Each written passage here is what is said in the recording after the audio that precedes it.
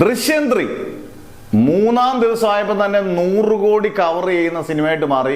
ഈ സമ്മിശ്ര പ്രതികരണങ്ങളെ ഉള്ളെങ്കിൽ പോലും ഈ പറഞ്ഞ പോലെ സിനിമയ്ക്ക് കിട്ടുന്ന കളക്ഷൻ, കാരണം ഒരു വട്ടമെങ്കിലും ദൃശ്യം കാണുന്ന മലയാളികളാണ് ലോകത്തിലെ മുഴുവൻ.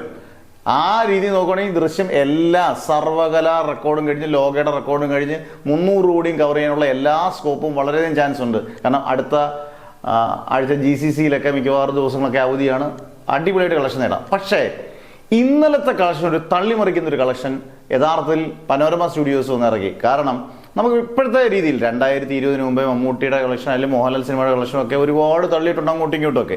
2020 ശേഷം അനലിസ്റ്റുകളായാലും ഈ ട്രാക്കേഴ്സ് ആയാലും കൃത്യമായിട്ട് അവർ ട്രാക്ക് ചെയ്യുന്നു. ഇപ്പം നമുക്ക് വാഴ 2 ആയാലും തുടരുവായാലും ലോകയായാലും ഈവൻ പേട്രിയോട്ടിൻ്റെ ആയാലും ആദ്യത്തെ ദിവസത്തെ കളക്ഷൻ ഒരു 10 ലക്ഷമോ 20 ലക്ഷം രൂപയുടെയൊക്കെ വ്യത്യാസം വരത്തുള്ളൂ, അല്ല ഒന്നും വലിയ വ്യത്യാസം വരുത്തില്ല. അതേ കളക്ഷൻ തന്നെ ആയിരിക്കും പ്രൊഡക്ഷൻ ടീം വിടുന്നത്. കാരണം അത്രയും ബെസ്റ്റായിട്ട് ട്രാക്ക് ചെയ്യുന്നുണ്ട്, കാരണം അത്രയും സംവിധാനങ്ങളും കാര്യങ്ങളും എല്ലാം ഇപ്പോൾ ഉണ്ട്.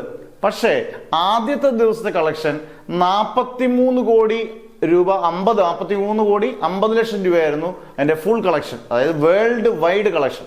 അതിനകത്ത് കേരളത്തിൽ 11 കോടി, പിന്നെ ബാക്കിയുള്ള GCC എല്ലാം കൂടെ കൂട്ടിയാണ് 43 കോടി 50 ലക്ഷം വരുന്നത്. എന്നാൽ അന്ന് രാത്രി തന്നെ അവൻ്റെ പനോരമ സ്റ്റുഡിയോസിൻ്റെ പേജിലിട്ടു 50 കോടി 50 ലക്ഷം അല്ലെങ്കിൽ 50 കോടി 30 ലക്ഷം, അതായത് 7 കോടിയുടെ വ്യത്യാസം. ഒരിക്കലും നമുക്ക് സാധാരണ 50 ലക്ഷം 1 കോടിയുടെയൊക്കെ അങ്ങോട്ടും ഇങ്ങോട്ടും വരാം, ചിലപ്പോൾ കുറയാം കൂടാം. പക്ഷെ 7 കോടിയുടെ തള്ള് അതൊരു വല്ലാത്ത തള്ളായിപ്പോയി. അത്രയും കളക്ഷനിലൊരു വ്യത്യാസം ആ ഒരു ഇതിൽ എന്തായാലും ട്രാക്കേഴ്സിന് വരത്തില്ല. കാരണം ഈ ഇൻസ്റ്റയിൽ ഇത് വളരെ ഫോളോ ചെയ്യുന്നവരും കളക്ഷൻ ഇടുന്നവരും എല്ലാം ഓൾറെഡി അവർ 43 കോടി 50 ലക്ഷം ഇട്ട് കഴിഞ്ഞു.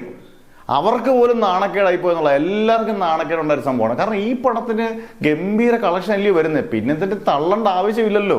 കാരണം ഓൾറെഡി ഈ പടം നേടുന്ന കളക്ഷൻ എന്ന് പറയുന്നത് റെക്കോർഡ് കളക്ഷനിലോട്ടാണ് പോകുന്നത്. ആ പടത്തിന് എന്തിനാണ് ഇങ്ങനെ തള്ളുന്നത്? പിന്നീട് 7 കോടി അല്ലെങ്കിൽ 3 കോടി കൂടുതൽ വെച്ച് പോകേണ്ട ആവശ്യമില്ല. ഓൾറെഡി ഉള്ള കൃത്യം കളക്ഷൻ മതി. ഇതൊരു തെറ്റായ പ്രവണതയാണ്. കാരണം ട്രേഡ് അനലിസ്റ്റുകളോ അല്ലെങ്കിൽ ട്രാക്കേഴ്സിനെ പോലും വെല്ലുവിളിച്ചുകൊണ്ട് ഞങ്ങളുടെ പടത്തിന് ചെയ്യും. വേറെ ഇപ്പം ഞാനത് പറഞ്ഞ ലോകയാണെങ്കിലും തുടരും രജപുത്ര ഫിലിംസ് ആണ്, രജപുത്രയാണ് ആന്റണി പെരുമാറി. പക്ഷെ വേറെ ഒരു സിനിമകളിലും നമുക്ക് കാണാതെ വാഴ 2 പോലും പേട്രിയോട്ടിൽ പോലും കുറച്ച് കളക്ഷൻ നേടിയുള്ളെങ്കിൽ പോലും ഒന്നിനകത്ത് തള്ളു വരുന്നില്ല. പക്ഷെ ഈ ഒരു ആദ്യത്തെ ദിവസത്തെ കളക്ഷൻ തള്ളായിപ്പോയി.